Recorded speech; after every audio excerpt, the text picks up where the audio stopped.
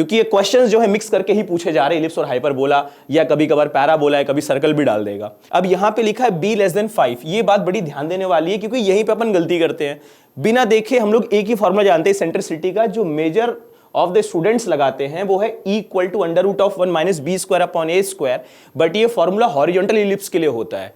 तो JEE crack करने के लिए क्या चाहिए? Practice practice practice. जेई के अनलिमिटेड क्वेश्चंस की प्रैक्टिस प्रैक्टिस प्रैक्टिस।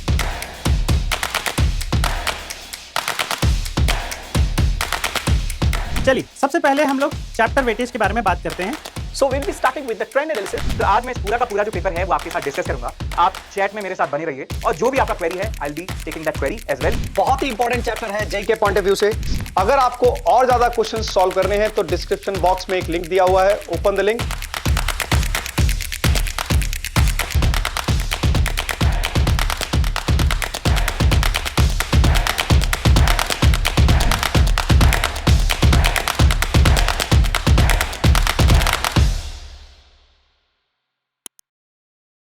हाँ भाई जेएस फ्रेंड्स, कैसी चल रही है तैयारी?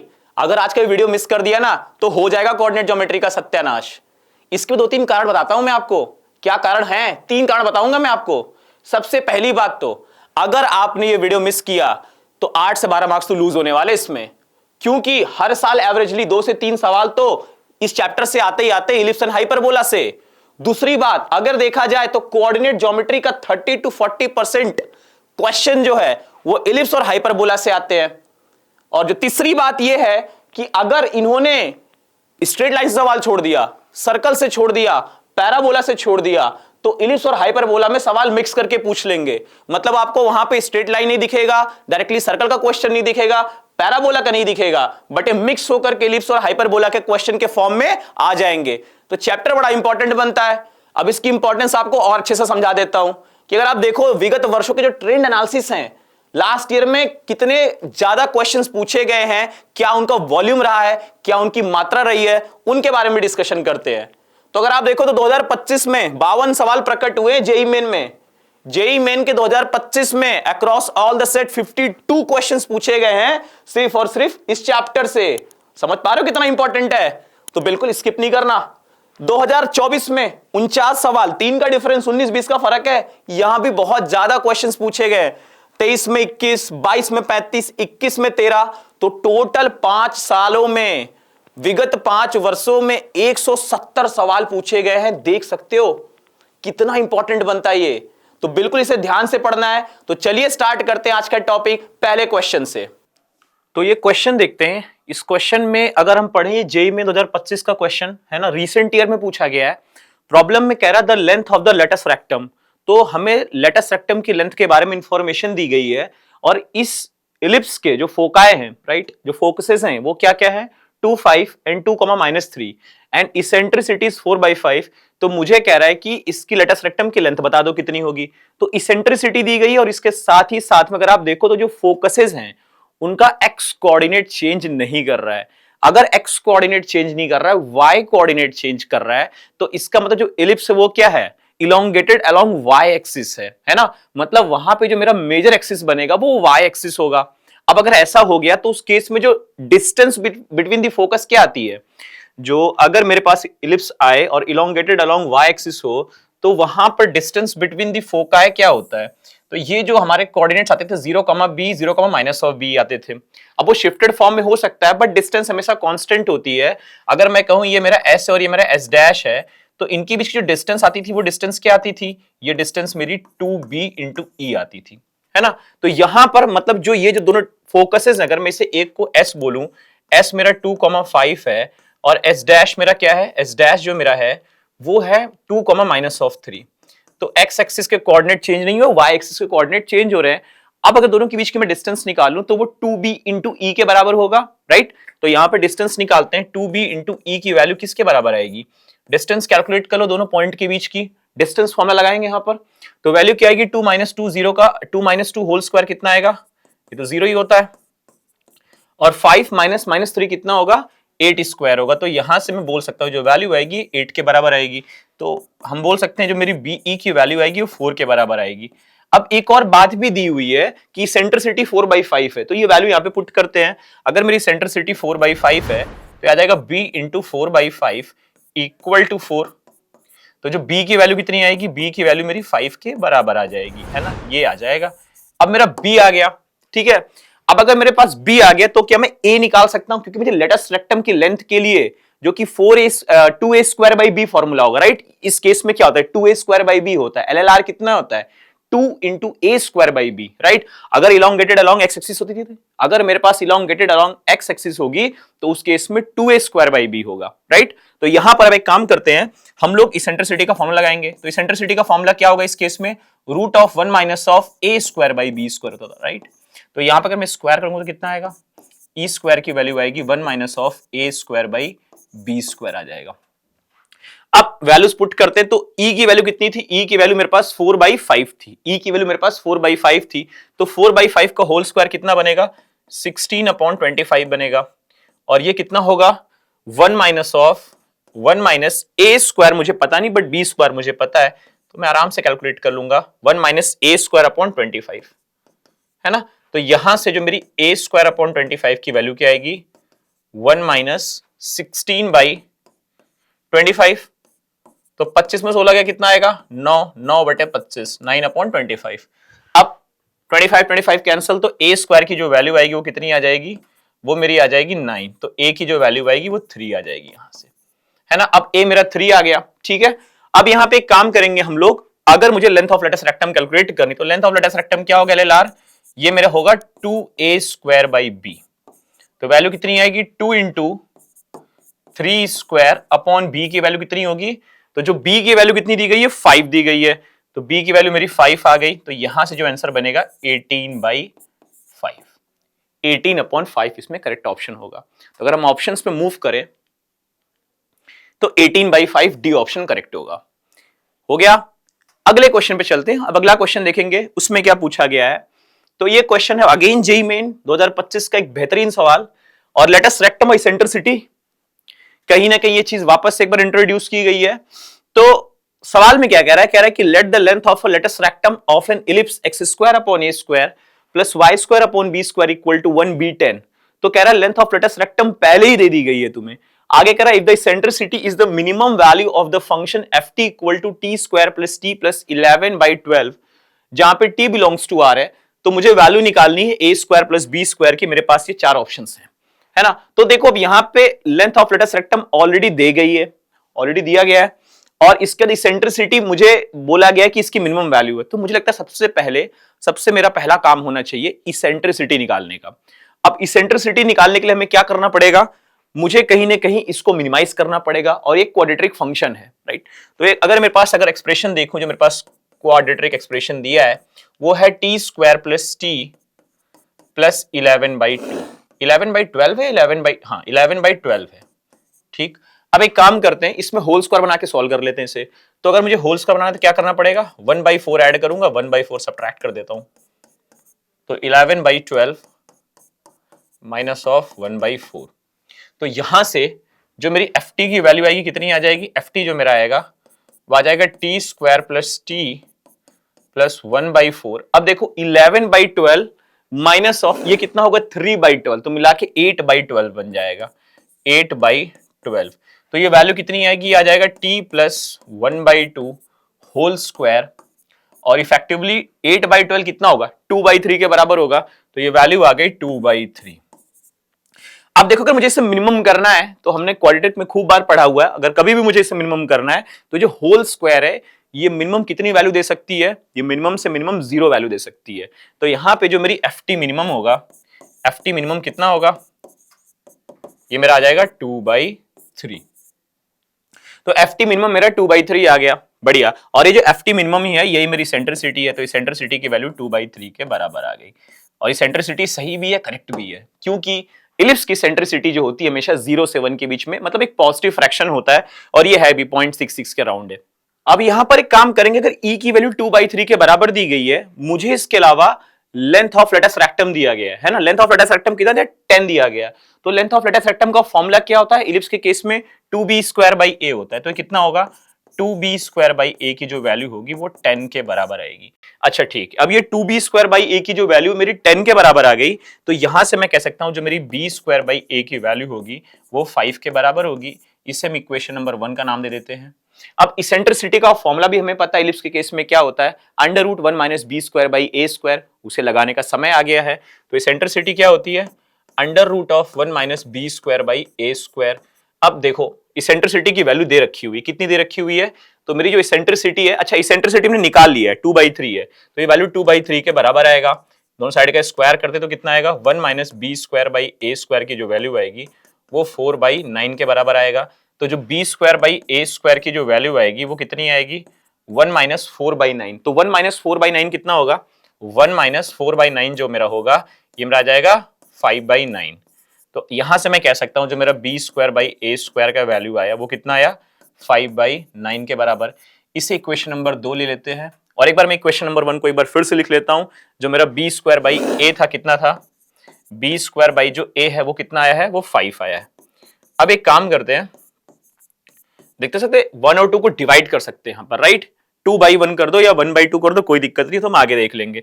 तो यहाँ पे एक काम करता हूं मैं यहाँ पे 1/2 कर लेता हूं, राइट। 1 को 2 से डिवाइड कर देता हूं, तो यहां से क्या मिलेगा, तो यहां से मैं बोल सकता हूं इस केस में क्या होगा कि अगर मैंने 1 को 2 से डिवाइड किया तो क्या मिलेगा, ये रहा मेरा 1 b²/a, तो a² ऊपर जाएगा, b² नीचे आएगा, और ये यहाँ पे क्या होगा, 5 से डिवाइड होगा 5/9, तो आ जाएगा 5 × 9/5, तो 5 कैंसल, b² कैंसल, a² से एक a गया तो कितना है, a = 9 आ गया।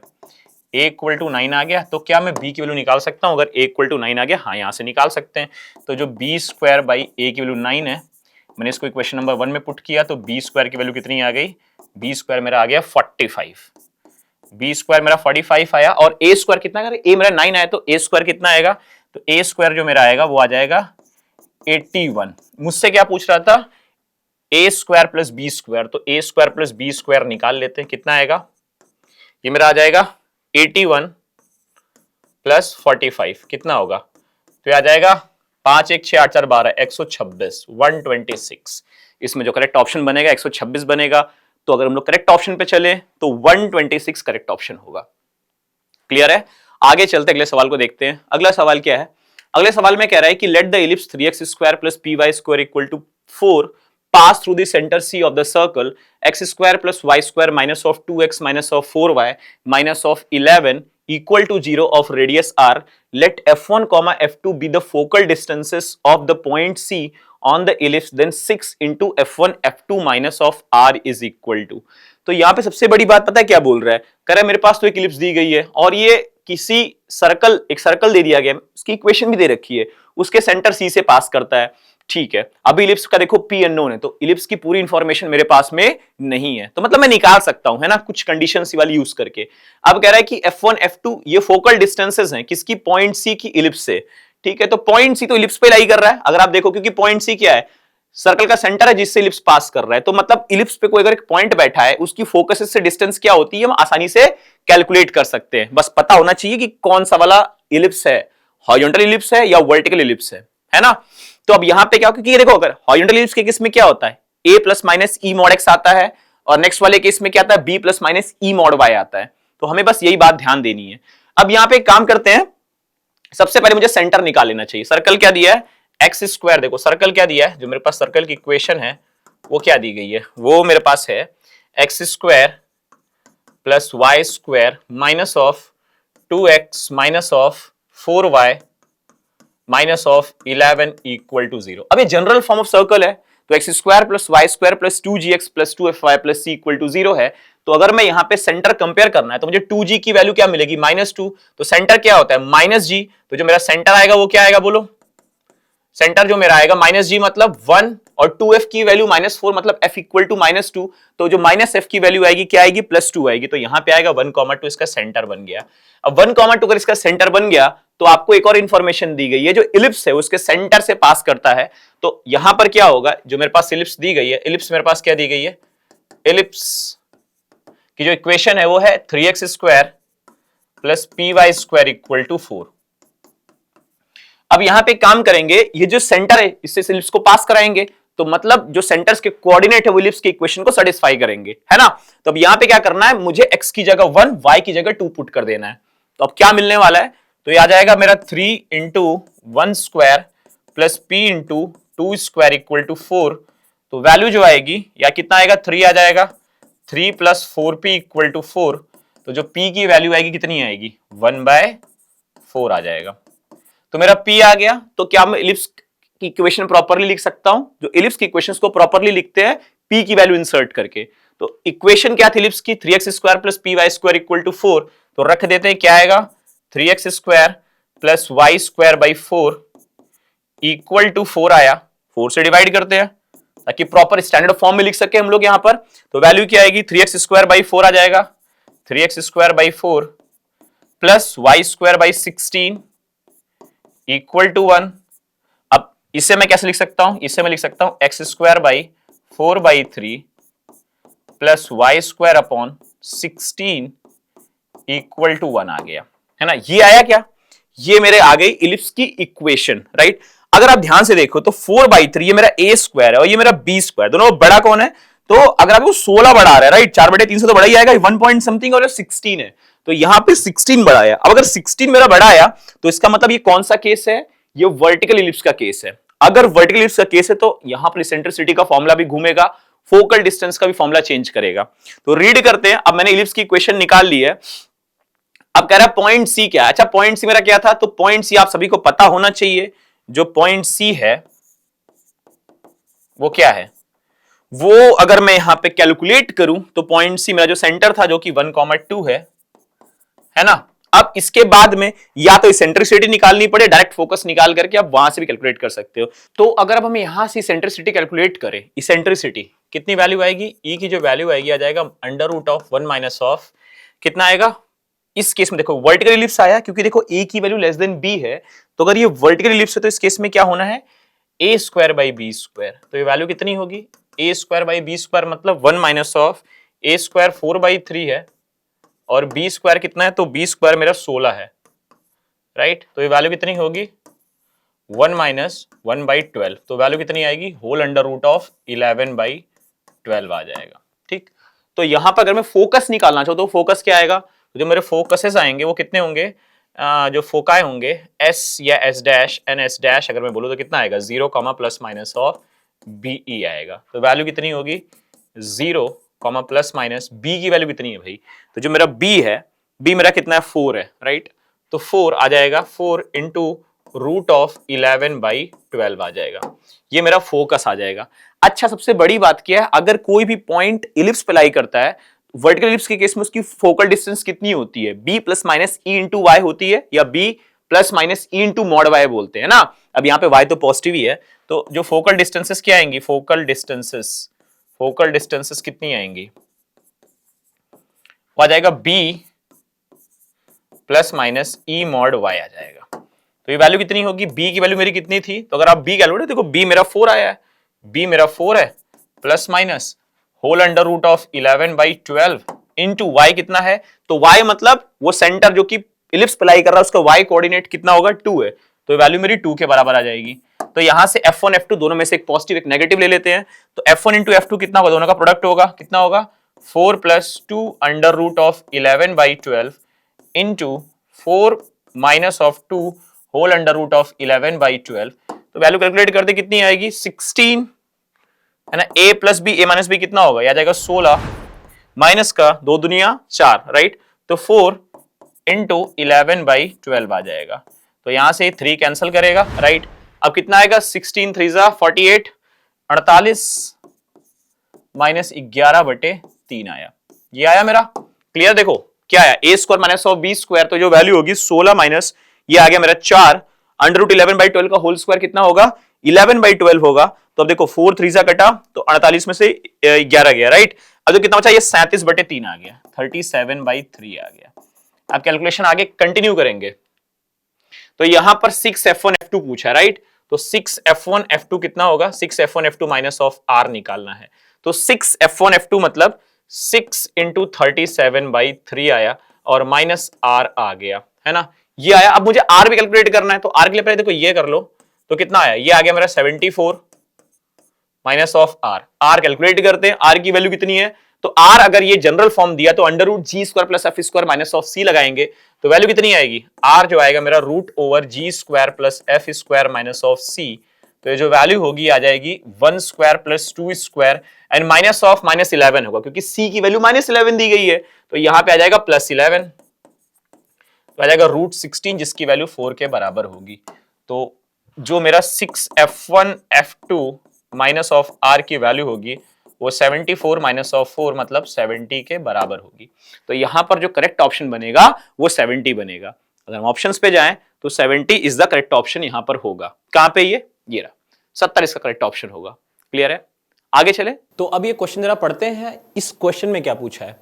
क्वेश्चन नंबर 7, ये क्वेश्चन में क्या कह रहा है कि let E1 and E2 be the eccentricity of the ellipse.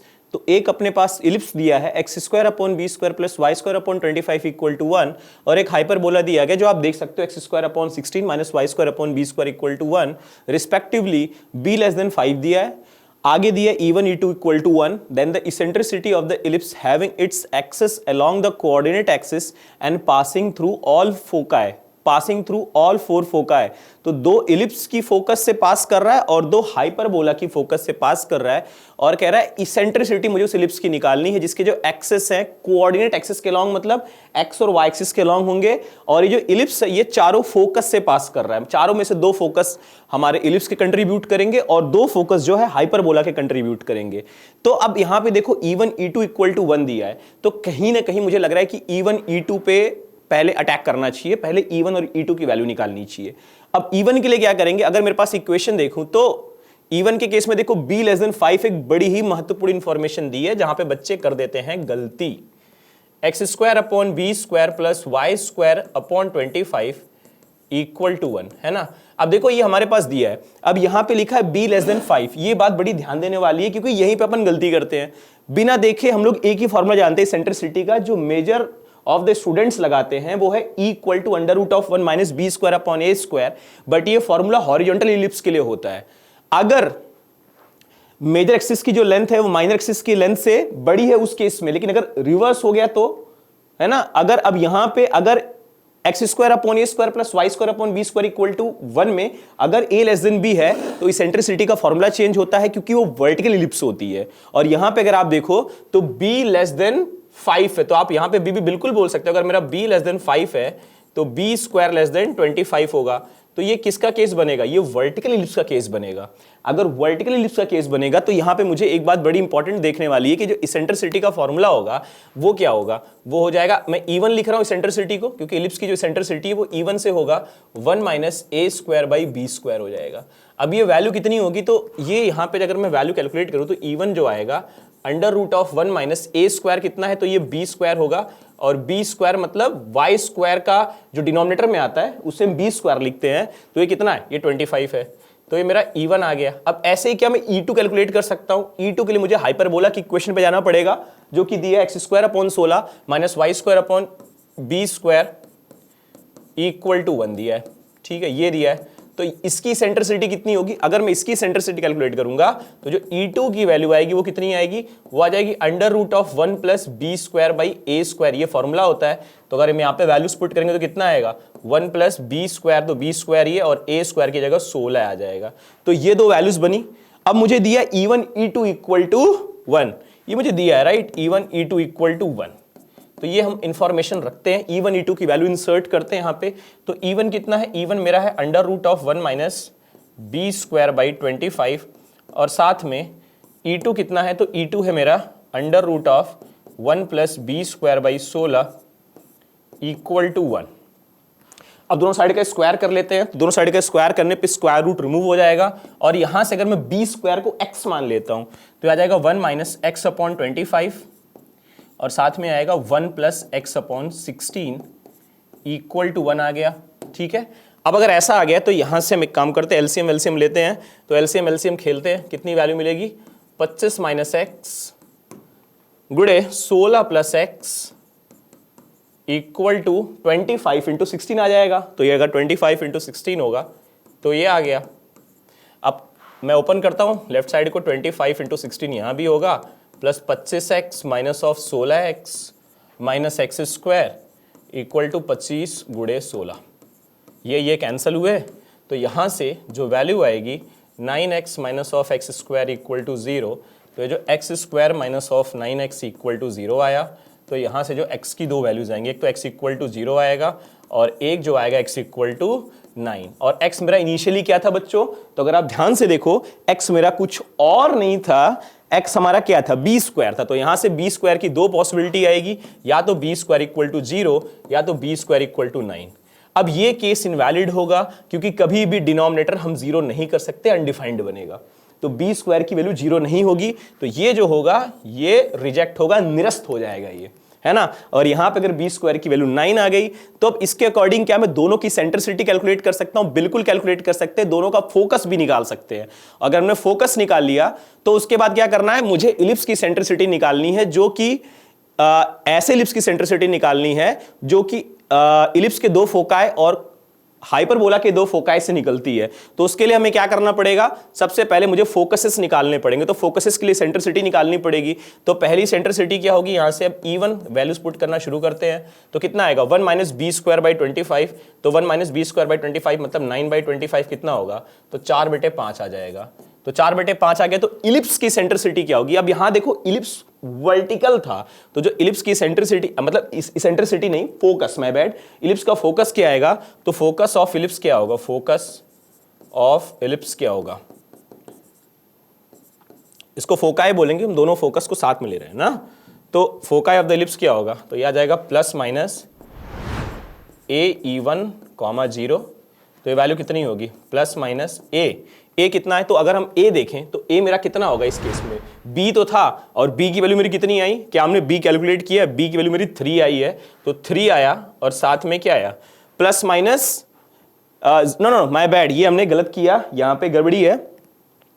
यहां पर जो इलिप्स आया मेरा वर्टिकल आया, तो वो 0, प्लस माइनस ऑफ BE होगा।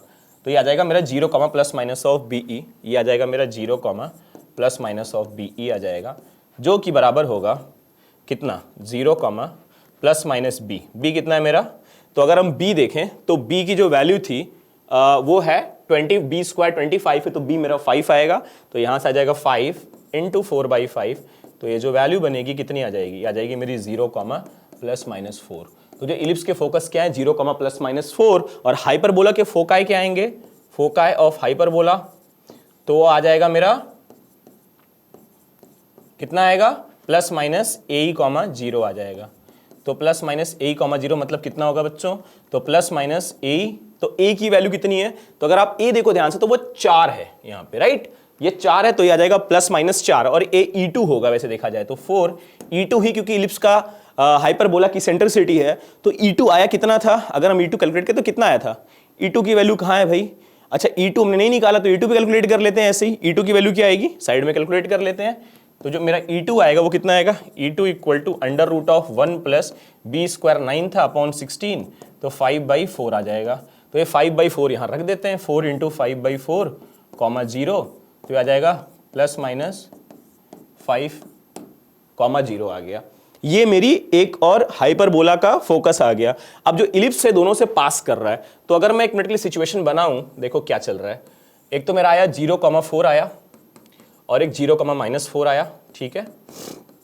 और दूसरा क्या है 5, 0, तो 5, 0 लेट से यहाँ कहीं होगा, और -5, 0 यहाँ कहीं होगा। अब ऐसे कुछ चल रहा,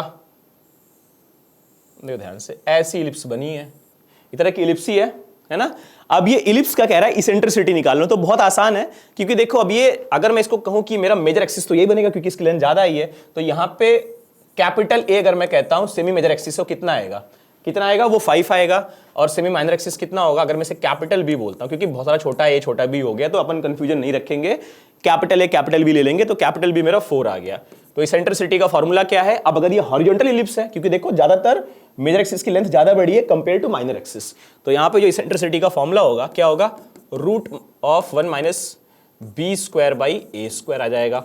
तो वैल्यू आ जाएगी रूट ऑफ 1 माइनस 16/25। तो ये जो वैल्यू बनेगी 25 में से 16 गया 9, तो 9 अंडर रूट ऑफ 9/25, जिसकी वैल्यू जो होगी इसेंट्रिसिटी कितना होगा 3/4।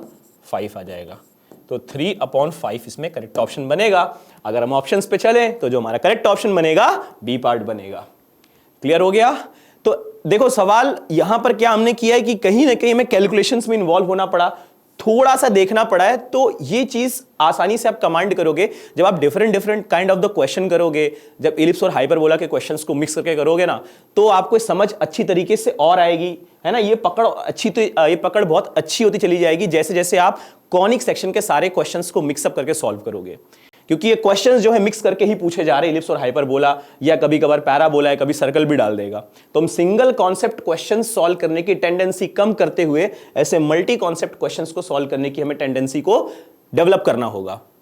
आगे बढ़ते हैं, अगला सवाल देखते हैं। अगला क्वेश्चन जो है हमारा, यहां पे क्या बोल रहा है, यहां पे कह रहा है कि if S and S dash are the foci of the ellipse, तो एस और एस डैश क्या है, इस इलिप्स के फोकस है ना। तो ठीक है, वो तो हम निकाल सकते हैं। And let P be a point on the ellipse, then min of S P comma S dash P plus max of S P into S dash P is equal to.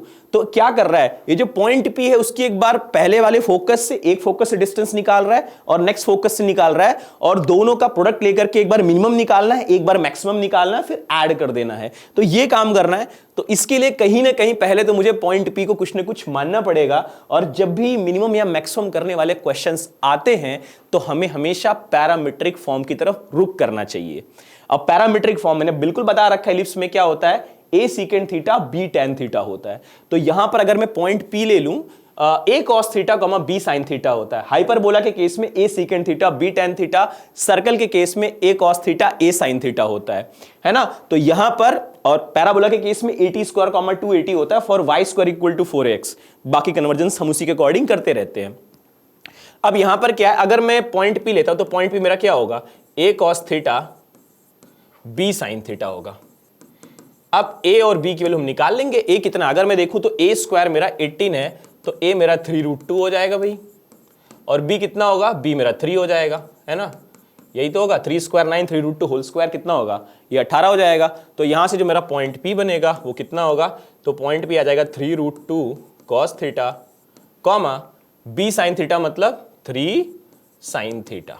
अच्छा, अब क्या मैं इसेंट्रिसिटी भी check कर सकता हूं? बिल्कुल। देखो a ग्रेटर देन b का केस है, क्योंकि देखो a स्क्वायर बड़ा b स्क्वायर से, तो a बड़ा होगा b से। तो यहां पे हॉरिजॉन्टल इलिप्स का केस है, तो इसेंट्रिसिटी का फॉर्मूला बड़ी सावधानी पूर्वक लगाना है, √1 minus B square by A square लगाना है। तो यहां पे इसेंट्रिसिटी क्या बनेगी, इसेंट्रिसिटी मेरी हो जाएगी √1 minus B square by A square. तो ये जो वैल्यू होगी ये मेरी आ जाएगी √1 माइनस बी स्क्वायर कितना है, तो बी स्क्वायर मेरा 9 है, ए स्क्वायर मेरा 18 है, तो आ जाएगा 1/√2 आ गया। अब ये जैसे ही मेरा आया, इसेंट्रिसिटी आया, तो यहां से मैं फोकसेस फटाफट निकाल सकता हूं। तो फोकसेस क्या आएंगे, फोकाई क्या क्या आएंगे, तो फोकाई की बात करूं तो फोकाई जो मेरे आएंगे, ये मेरे आएंगे प्लस माइनस ए कॉमा 0 आ जाएंगे। तो ये वैल्यूज क्या क्या होंगी, प्लस माइनस ए, तो ए कितना है, प्लस माइनस 3√2। ये मेरा ए आया, देखो ध्यान से, ये मेरा ए है, अगर ए स्क्वायर है तो ये मेरा ए है, और ई कितना है 1/√2 कॉमा 0। तो ये जो वैल्यू निकल के आएगी, √2 कैंसल, ये मेरा आ जाएगा प्लस माइनस 3,0 आ जाएगा। तो यहां से अगर मैं फोकस कर, लेट से मैंने अगर s को 3,0 माना और s डैश मेरा क्या है, -3,0 है, और मेरा पॉइंट p क्या दिया है, पॉइंट p जो मेरा है वो है 3√2 cos थीटा, 3 sin थीटा। तो अब sp into s dash p निकालना है, sp into s dash p निकालना है। तो sp into s dash p क्या होगा, तो पहले sp कैलकुलेट करते हैं। sp के लिए इन दोनों के बीच की डिस्टेंस फॉर्मूला तेजी से लगाएंगे हम लोग। कितना होगा, 3 - 3√2 whole square cos theta whole square, तो आ जाएगा 3 - 3√2 cos थीटा होल स्क्वायर आया पहला पॉइंट, और साथ में क्या आएगा, प्लस कितना आएगा, 0 - 3 sin थीटा होल स्क्वायर आएगा। तो आ जाएगा 0 - 3 sin थीटा, मतलब 3 sin थीटा का होल स्क्वायर आ जाएगा। अभी मेरा sp आया, ऐसे s डैश p क्या होगा, तो s डैश p मतलब इन दोनों के बीच की डिस्टेंस। तो अब ये 3√2 cos theta minus of -3 3√2 cos theta plus 3 बनेगा। तो आ जाएगा 3√2 cos theta plus 3, 3√2 cos theta plus 3 whole square आएगा, यही है। और अगली बात क्या होगी इसके बाद, 3 sin थीटा, 0 - 3 sin थीटा, फिर से सेम चीज रहेगी, 3 sin थीटा होल स्क्वायर। पहले इसे कैलकुलेट कर लेंगे, बाद में इसका मैक्सिमम तो हम देख ही लेंगे। है ना, ये ऐसा कुछ करेंगे। अब यहां से जो वैल्यू आएगी बच्चों कितनी आएगी, तो अगर अंडर रूट कैलकुलेट करते हैं अंडर रूट में कितना आएगा, तो आ जाएगा 3 3 9 और कितना होगा 3 रूट 2 कितना होगा 9 दूनी 18, तो आ जाएगा 18 कॉस स्क्वायर थीटा और 2 3 6 6 18 माइनस 18 रूट 2 कॉस थीटा आया और प्लस 9 साइन स्क्वायर थीटा आया पहला और अंडर रूट में एक और चला और ये वैल्यू कितनी आएगी, ऐसे ये जो मेरा आएगा ये आ जाएगा 9 plus 18 cos square theta plus 18 root 2 cos theta plus 9 sine square theta. बढ़िया, बहुत शानदार। अब एक काम करते हैं, देखो एक चीज में बड़ी ट्रिग्नोमेट्री में इतनी हमने प्रैक्टिस कर रखी, इसका कोई हिसाब नहीं है ना, हमने वहां बहुत सारे ऐसे क्वेश्चंस देख रखे हैं। यहां पर अगर मैं देखूं 18 कॉस स्क्वायर थीटा और 9 साइन स्क्वायर थीटा, तो झट से मुझे पेयर बनाने का मन करेगा, है ना, और बड़े सुंदर सुंदर पेयर बनेंगे यहाँ पे, कॉस स्क्वायर थीटा और साइन स्क्वायर थीटा का, जो कि मिलके 1 बन जाएंगे, है ना, मिलके 1 हो जाएंगे यहाँ पर। तो अगर मैं 9 cos square theta plus 9 sine square theta को इकट्ठा करता हूं तो वो मिलके 9 होगा, तो ये कितना होगा 9 plus 9 cos square theta plus 9 sine square theta कितना होगा 9 होगा। एक 9 कॉस स्क्वायर थीटा ये अनपेयर्ड रह गया बेचारा, तो ये अकेला घूमेगा और minus of 18 root 2 cos theta आ गया और साथ में क्या होगा अंडर रूट ऑफ, अब ये देखो यहाँ पे क्या है 9 plus 9 cos square theta 9 sine square theta फिर से 9 बना और ये 9 कॉस स्क्वायर थीटा आया प्लस कितना आया 18 रूट 2 कॉस थीटा आ गया। अब एक काम करते हैं, थोड़ा सा कैलकुलेशन को आगे ले चलते हैं। ये मेरा आ जाएगा 9 कॉस स्क्वायर थीटा और ये कितना आया, ये मेरा आ जाएगा 9 कॉस स्क्वायर थीटा माइनस का 18 रूट 2 कॉस थीटा 9 9 18 इनटू कितना होगा साथ में आ जाएगा 9 cos square theta plus 18 root 2 cos theta plus 18 आ गया। अब एक काम करते हैं, इसमें से देखो इसमें से भी 9 उसमें से भी 9 कॉमन करेंगे तो बाहर 3 3 बन के 9 बन जाएगा और यहाँ कितना बचेगा, तो आ जाएगा कॉस स्क्वायर थीटा 9 किया तो कितना आया 2 रूट 2 कॉस थीटा प्लस 2 और साथ में कितना होगा, तो साथ में आ जाएगा मेरा कॉस स्क्वायर थीटा और plus 2 root 2 cos theta plus 2, ये दो चीजें आ गई। अब क्या देखो, अगर आप ये a square plus B square plus 2ab and a square plus B square minus of 2ab का फॉर्म बन रहा है क्या, अगर मैं इसे cos theta minus of root 2 का होल स्क्वायर लिखूं तो शायद काम बन जाएगा। तो कितना होगा 9 under root of cos theta minus of root 2 का होल स्क्वायर। या देखो हो रहा है क्या, अगर हम ध्यान से देखें तो a square minus of a minus B whole square लगाने पे क्या बनेगा cos square theta plus 2 minus of 2 root 2 cos theta, set हो गया। तो ये भी ऐसे ही सेट हो जाएगा, अगला होगा cos theta plus root 2 whole square. अब देखो जैसे ही under root of x square है हमें तुरंत मॉड की याद आने लगी और मॉड की याद बिल्कुल आनी चाहिए क्योंकि वो आपका बेटा पीछा नहीं छोड़ेगा। अगली बात mod of cos theta plus root 2 आ गया, mod of cos theta plus root 2 आया। अब देखो मॉड को बाहर लेते हैं, mod of A into B क्या होता है, mod of A into B, I mean mod A into mod B क्या होता है, whole mod of A into B. तो यहां पे आ जाएगा 9 under root of I mean mod of cos square theta minus of 2 आ गया। अब मुझे इसी की मिनिमम इसी की मैक्सिमम बतानी है, तो बताओ अगर ये S P into S P dash आ गया तो बताओ मैक्स एस पी इंटू कितना होगा, इसका मैक्स वैल्यू कितना होगा।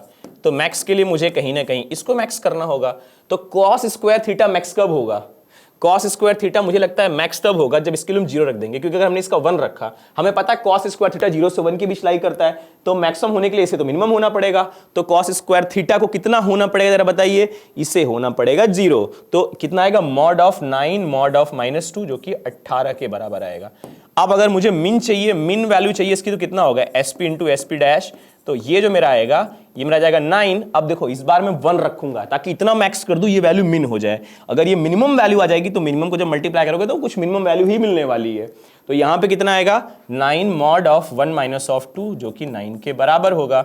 अब दोनों को ऐड कर लेते तो वैल्यू कितनी आएगी, तो maximum of S P into S P dash plus minimum of S P into S P dash कितना होगा 18 प्लस 9 कितना होगा 27, 27 आंसर होगा इसमें।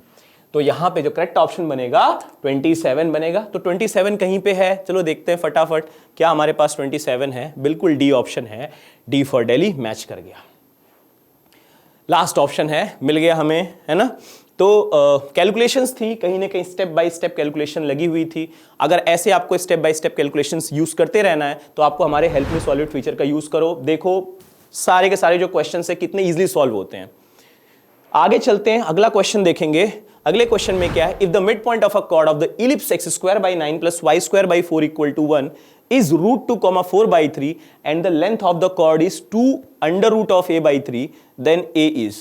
यहां पे कह रहा है कि कॉर्ड का मिड पॉइंट दे रखा हुआ है और लेंथ ऑफ कॉर्ड की वैल्यू दे रखी हुई है, तो मुझे a की वैल्यू निकालनी है। तो फटाफट पहले विजुलाइज करते चल क्या रहा है। तो आपको अगर मैं एक इलिप्स बना के दे दूं, देखो मान लो ये एक इलिप्स है, अब इसकी कोई ना कोई कॉर्ड है और मिड पॉइंट क्या दे रखा है, इस कॉर्ड का जो मिड पॉइंट है वो कितना दे रखा है, √2, 4 by 3 दे रखा है भाई, ये हमें दे रखा है। और आगे कह रहा है length of chord 2 under root a by 3 है। ये जो मेरी लेंथ ऑफ कॉर्ड है, ये मतलब जो अंदर का इंटरसेप्टेड वैल्यू है ना, इंटरसेप्टेड लेंथ है वो कितना है, 2 अंडर रूट a by 3 है। तो मुझे a की वैल्यू निकालनी है, ये सिचुएशन चल रही है। तो हम यहां पे एक काम करते हैं, हम पहले ना इक्वेशन ऑफ इलिप्स लिख लेते हैं। क्या था हमारे पास, x square by 9 plus y square by 4 equal to क्या है, तो इक्वल टू मेरे पास 1 है। और इसका मिड पॉइंट क्या, लेट से अगर ये मेरे पास मिड पॉइंट, मैं इसे कह रहा हूं कि ये अगर मेरा मिड पॉइंट है, तो मुझे एक चीज पता है, equation of chord having mid point क्या होता है। अगर हैविंग मिड पॉइंट s1 है तो t इक्वल टू s1 होता था, याद है आपको। अगर किसी भी पॉइंट p, अगर इलिप्स का मिड पॉइंट है जिसके कोऑर्डिनेट x1, y1 है, तो इक्वेशन ऑफ कॉर्ड क्या बनता है, इक्वेशन ऑफ कॉर्ड जो मेरा बनता है वो यहां पे क्या बनेगा, t equal to s1, having mid point अगर दिया है और यहां पे मिड पॉइंट ऑलरेडी मुझे दे रखा है। इक्वेशन ऑफ कॉर्ड क्या बनेगा, t इक्वल टू s1। तो t के लिए क्या करेंगे, x इंटू x1 करेंगे। अब x1 क्या था मेरा, √2 है, देखो ध्यान से, √2 है, x इंटू x1 अपॉन 9, सही ना, चेक कर लेते हैं, 9 है, y square by 4 equal to 1, तो y इंटू y1 क्या होगा, 4 by 3 अपॉन 4 माइनस ऑफ 1, ये मेरा t आया। अब S1 के लिए क्या करोगे, x की जगह पूरा वही कोऑर्डिनेट, y की जगह y कोऑर्डिनेट रख दोगे एक्सप्रेशन में, तो क्या आ जाएगा, √2 का होल स्क्वायर अपॉन 9, साथ में क्या आएगा, 4 by 3 whole square into 1 by 4 minus of 1, तो 1 1 कैंसल हो गया बच्चों। अब यहां से क्या आया, √2x by 9, 4 4 cancel, y by 3 equal to कितना होगा, यहां से आ जाएगा 2 by 9 और साथ में क्या आएगा, अब जरा ध्यान से देखना, अगर मैं 4 by 3 का मैंने क्या लिखा है, 1 मिनट, 4 by 3 का होल स्क्वायर क्या होगा, तो 16, तो आ जाएगा 16/9 गुणे 4, तो क्या होगा, 4/9 होगा। तो यहाँ पे फटाफट 4/9 लिखते हैं इसे, 4/9 मिलके क्या हो जाएगा, तो ये वैल्यू कितनी आएगी, 4 2 6/9, जिसकी वैल्यू क्या होगी, 2/3 होगा, है ना। तो यहाँ से अगर ऐसा कुछ आ गया तो मैं लिख सकता हूँ √2x by 9 plus y by 3 equal to 2 by 3। और मुझे इसके अलावा एक तो मुझे ये दिया है, ये मैंने इक्वेशन ऑफ कॉर्ड निकाल ली और मेरे पास ये इलिप्स की इक्वेशन दी है। तो अगर मैं दोनों पे लग पड़ूं तो क्या मैं यहां से अगर दोनों को सॉल्व कर लेता हूं तो मैं इंटरसेक्शन पॉइंट नहीं निकाल लूंगा, बिल्कुल निकाल सकते हैं। तो एक काम दोनों को मिलकर सॉल्व कर लेते हैं। तो इसके लिए क्या करना पड़ेगा, इस इक्वेशन में y को या फिर x को in terms of second variable लिखना पड़ेगा, है ना, ऐसा कुछ करना पड़ेगा। तो अगर ऐसा हमें करना है तो हम क्या करेंगे, चलो हम y को लिखते हैं भाई फटाफट। तो क्या होगा, y बाई 3 की जो वैल्यू होगी यहां से कितनी होगी, 2 by 3 माइनस ऑफ कितना होगा, √2 x बाई 9 हो जाएगा, ऐसा होगा ना, √2 x बाई 9 हो जाएगा। तो यहां से जो मेरी y की वैल्यू कितनी आएगी, तो y की वैल्यू मेरी आ जाएगी 2 और साथ में 3 मल्टीप्लाई तो क्या आएगा, √2 x बाई 3 आ गया। यही तो होगा, √2 x बाई 3, क्योंकि 3 नीचे डिवाइड हो गया। या फिर आप इसे ऐसे लिख सकते हो, 6 माइनस √2 x बाई 3 आ गया, ये मेरा आ गया। अब इसको हम पता कहाँ रखेंगे, यहां रख देंगे x square by 9 plus y square by 4 में। तो x square by 9 plus y square by 4 मतलब क्या होगा, 6 माइनस √2 x होल स्क्वायर, और 9 भी साथ में नीचे आएगा और साथ में क्या आएगा, बाई 4, तो ये 4 यहाँ पे आया, इक्वल टू 1 आ गया। अब एक काम करते हैं, एलसीएम लेते हैं। तो एलसीएम के लिए क्या करेंगे हम, चलो इसको 4x स्क्वायर और plus 6 minus of √2x whole square लिखते हैं बच्चों, और ये वैल्यू कितनी आएगी, वहाँ जाके 36 के बराबर आ जाएगा। तो अब कैलकुलेशन कंटिन्यू करेंगे, जारी रखेंगे, गुणा भाग करना, 4x स्क्वायर प्लस 36 और साथ में क्या आएगा, 2x स्क्वायर आ जाएगा और माइनस कितना आएगा 12 रूट 2x आ जाएगा, 12 रूट 2x इक्वल टू 36। तो 36 हुआ कैंसल। तो 4 2 कितना हुआ, 4 2 मेरा बन गया 6x स्क्वायर बना, ये मेरा 6x स्क्वायर बना। एक सेकेंड, तो यहाँ पर अगर मेरा 6x स्क्वायर बना और साथ में minus 12 root 2x equal to 0 आया, तो अब हम 6 से डिवाइड कर देते कितना आएगा, x square minus 2 root 2x equal to 0 आ गया। अब एक काम करते हैं, जैसे हमने 6 से डिवाइड किया क्या हुआ, 6 दुनिया 12, अब x कॉमन किया, x into x minus of 2 root 2 equal to 0, तो x की दो वैल्यूज आई 0, 2 रूट 2। अब जैसे मेरी x की वैल्यूज आई, मैं y की वैल्यू फटाफट कैच करूंगा। कैसे कैच करूंगा, यहां वाली जो कहां गई, वो हमारे पास एक्सप्रेशन थी, हाँ ये रहा, ये हम पकड़ेंगे, इसका यूज करेंगे। तो अगर x इक्वल टू 0 आए तो y की वैल्यू क्या आएगी, देखो ध्यान से, तो y इक्वल टू क्या आएगा, 0 माइनस 2 रूट 2 इंटू 0/3 कितना होगा, 2 हो जाएगा। तो एक कोऑर्डिनेट तो मुझे 0,2 मिल गया, और एक कोऑर्डिनेट क्या होगा उसका भी सर्च करते हैं, निकालो सर्च वारंट उसका भी, तो कितना होगा, x इक्वल टू 2 रूट 2 है, तो y की वैल्यू कितनी आएगी, y की जो वैल्यू आएगी मेरी, ये मेरी आ जाएगी 2 माइनस रूट 2 इंटू 2 रूट 2/3। तो यहां से जो मेरी y की वैल्यू आएगी कितनी आएगी, ये आ जाएगी 2 माइनस 2 रूट 2 इंटू रूट 2 कितना होगा, तो रूट 2 मिलके 2 होगा, 2 इंटू 2 4/3। तो वैल्यू कितनी होगी, 3 दुनिया 6, 6 में से 4 गया, 2/3 आ जाएगा। तो यहां पे जो मेरे कोऑर्डिनेट्स बने वो 2 रूट 2 2/3 आ गए। तो मेरे दो पॉइंट्स बने, इसके कोऑर्डिनेट्स क्या आ रहे हैं, एक तो मेरा आएगा 0,2 और दूसरा क्या आया 2 रूट 2 2/3। अब दोनों मेरे इंटरसेक्शन पॉइंट आ गए। लेट्स से अगर मैं इनका नाम देता हूं, अगर मान लो एक A है और एक B है, तो दोनों के नाम दे देते भाई, ये रहा A, ये रहा B, दोनों के बीच की लेंथ निकालनी है ना। तो यहाँ पे लेंथ AB क्या आएगा, लेंथ AB जो होगा, डिस्टेंस फॉर्मूला अप्लाई करने का समय आ गया है। तो 2 root 2 0 minus root 2 whole square क्या आएगा, 2 रूट 2 होल स्क्वायर, और साथ में 2 माइनस 2/3 होल स्क्वायर आ जाएगा।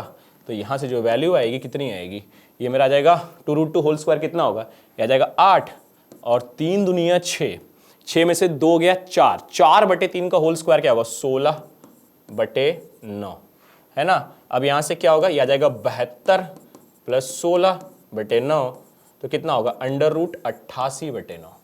और अंडर रूट 88 कितना होता है, ये होता है 2 रूट 22/3। तो ये मेरा ए बी आ गया, और मुझे दिया है ये जो वैल्यू थी, इन्होंने पहले ही प्रदर्शित कर रखी है, 2 अंडर रूट a/3 है। तो अगर ये 2 अंडर रूट a/3 के बराबर है, तो इसे हम 2 अंडर रूट a/3 के बराबर लिख देते हैं। तो 2 कैंसल, 3 कैंसल, a की वैल्यू 22 के बराबर। तो जादुई नंबर आया 22। 2 का डोमिनेंस देखा हमने यहाँ पर, है ना, 2 का ही डोमिनेंस चल रहा है।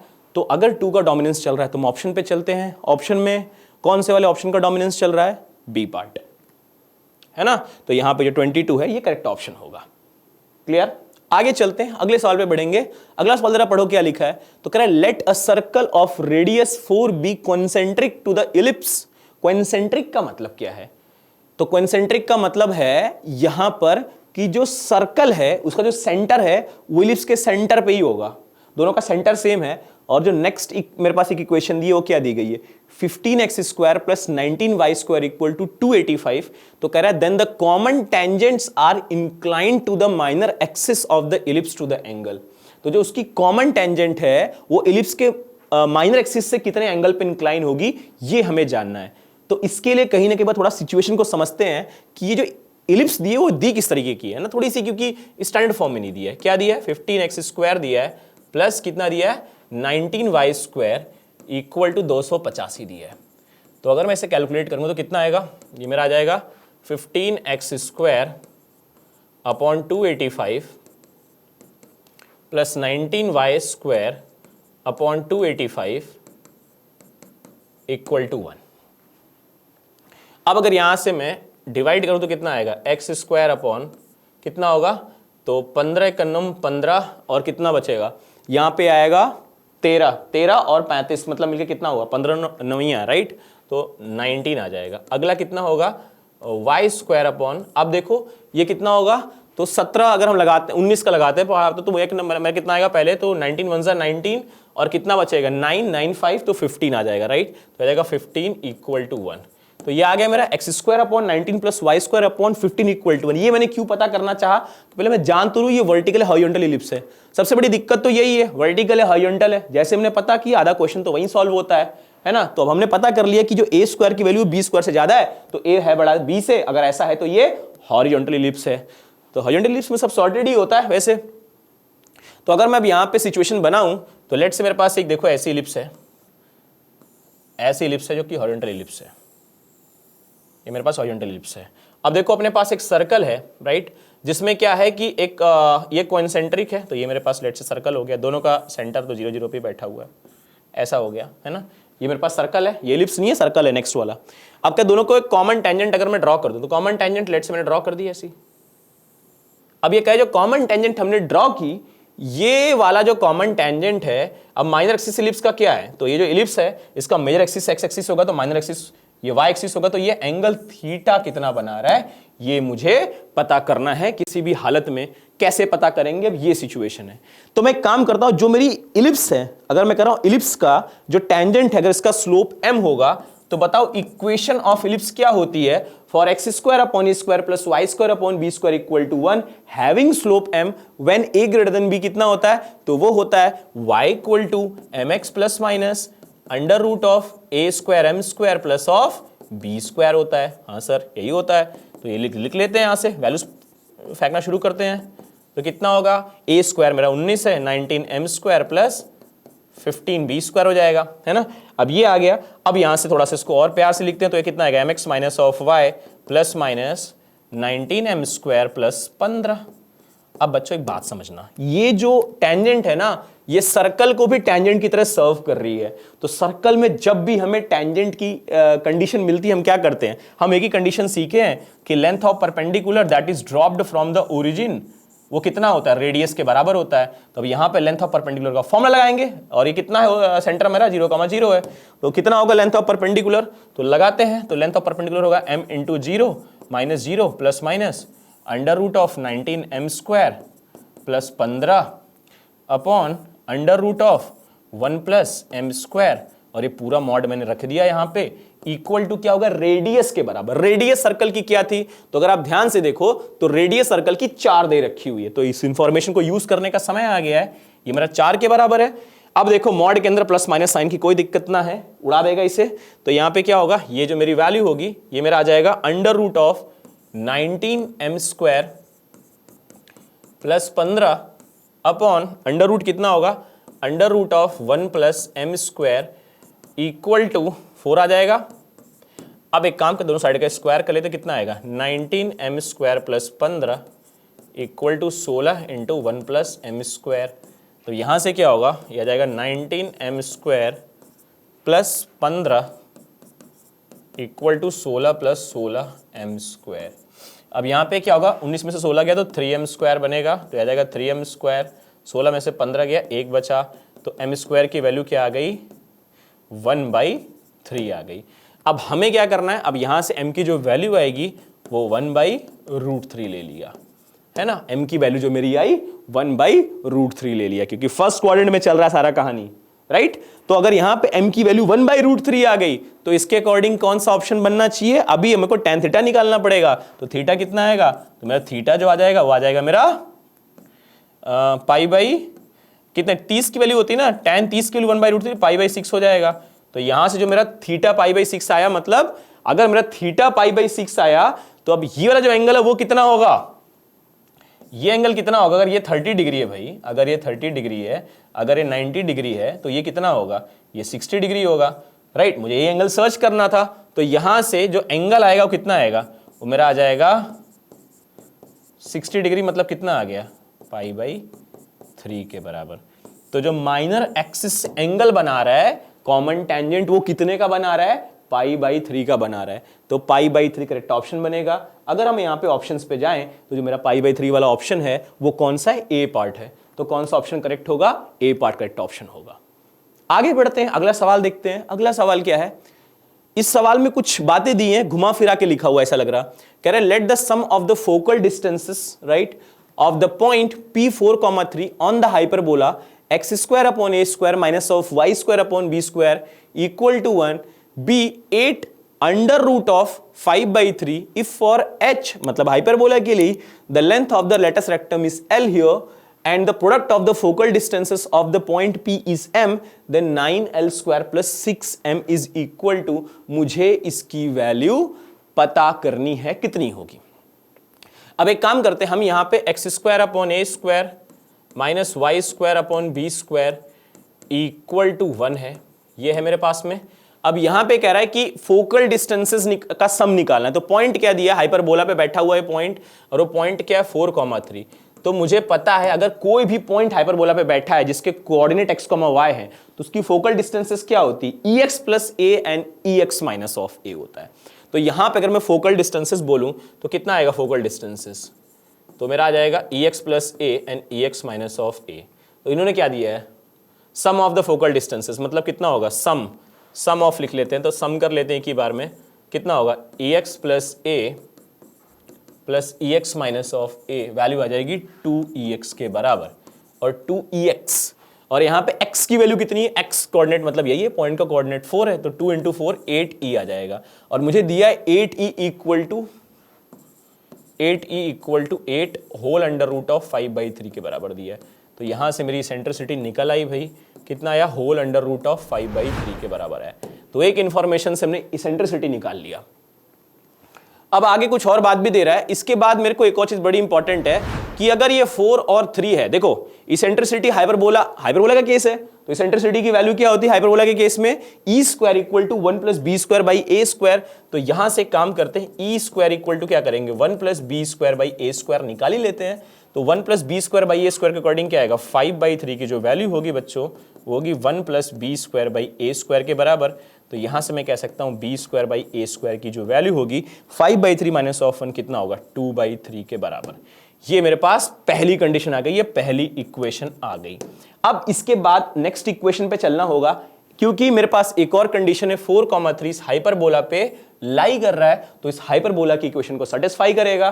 तो अगर ऐसा करेगा तो x की जगह 4 और y की जगह 3 रखेंगे, तो क्या मिलेगा, ये आ जाएगा मेरा 4 होल स्क्वायर कितना होगा, 16 अपॉन ए स्क्वायर आएगा, minus 9 upon B square equal to 1, है ना, ऐसा कुछ आया।